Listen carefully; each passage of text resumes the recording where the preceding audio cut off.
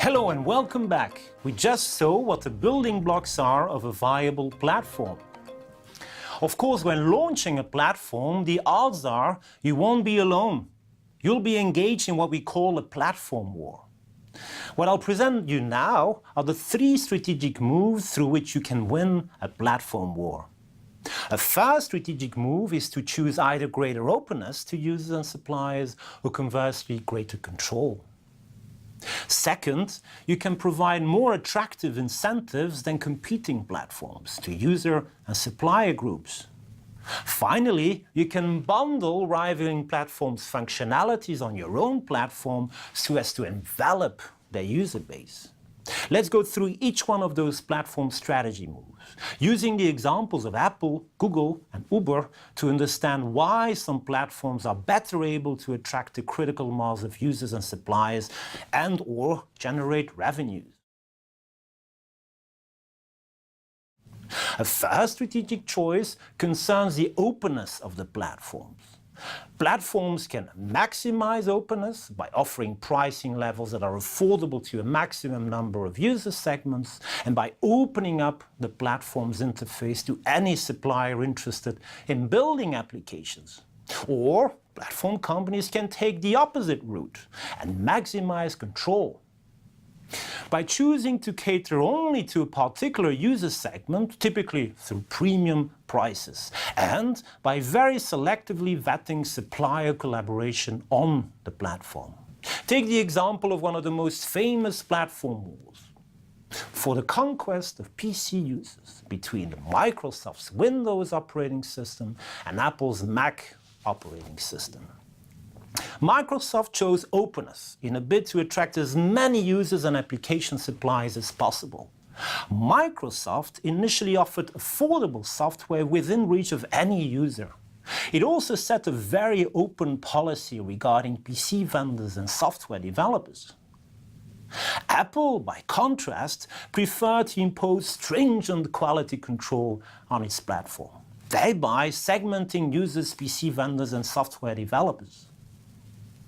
As a result, Microsoft achieved more than 95% market share by the late 1990s, while Apple almost went bankrupt. Now, did Apple learn from its mistakes? Consider the next platform war for smartphone users between the Google Android and Apple iOS operating systems. Google's Android software is even more open to suppliers and more affordable to users than Windows was. Apple still prefers control over openness, offering premium mobile devices and restricted access to developers, but much less so than during the prior PC battle. As a result, by 2016, Google's Android operating system held no less than 82% of the market for smartphones and tablets. This percentage has even gone up a bit in 2017. This does not mean that Apple's choice for a more controlled platform is wrong. Instead of playing the mass market game, Apple has chosen to amass premium profits with stupendous effectiveness. In 2016, Apple accounted for no less than 93% of all profits made in the smartphone industry. This has gone down a bit to 80% in 2017, but that's still an amazing figure. Platforms can also obtain a critical mass of users by providing more attractive incentives to join to different user groups. First, a platform can attract users by offering them aspirational technology, attractive technologies. For instance, Uber got a head start on rivaling platforms such as Lyft by first building a reputation at the very high end of the market with its black car service, Uber Black. Uber thus followed the same strategy Tesla did. Started with exclusive and pricey, eye-catching products. Once your high-end reputation is established, use it to conquer the mass market with more accessible products and services like UberX and Uber Pop. Even now, Uber works on the aspirational side of its mass market services.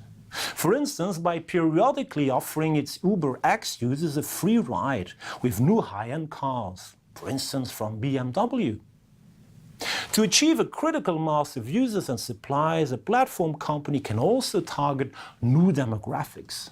For instance, through its crowdsourcing strategy, Uber attracts a very different profile of drivers. Socially mobile people who go on the road on a part-time basis to finance their studies or a consumer credit.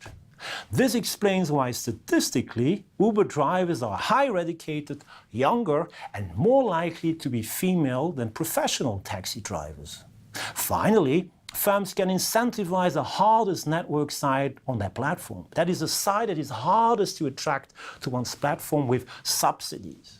What network side is hardest to attract for Uber, for instance? Riders or drivers? Well, clearly drivers are the hardest side to attract. Having a sufficient number of drivers is necessary to have satisfied riders, which attracts more riders. This in turn provides drivers with a good living and attracts more drivers. So to get drivers on board, Uber subsidizes them in at least two ways. With surge pricing, Uber makes users subsidize drivers during peak hours. At peak moments, when user demand is highest, for instance on New Year's Eve, drivers can earn multiples of regular fares, up to 7 times more per hour. Uber also subsidizes drivers' acquisition of a car. Drivers can obtain rebates of up to 40%. Obviously, Uber wants its drivers to have appealing cars. A third strategic move that platform companies can wield is envelopment. Platform envelopment is a so-called Pac-Man strategy, in which a platform eats the user base of rivaling platforms by bundling the latter's functionalities on its own. Take the example of Google. Its search engine very successfully attracted and absorbed Yahoo's user base. Google then bundled browser functionality, Google Chrome, to its search engine. That very successfully attracted a very large portion of Internet Explorer's user base. Chrome is now the most used internet browser in the world. Google Maps absorbed much of TomTom's historical user base, another example. It is too soon to say whether Google Music will take a large share of Spotify's user base. Mind you, platform envelopment often does not succeed. For instance, Google launched the social network functionality Google Plus in 2001 to steal Facebook's march. But that completely failed.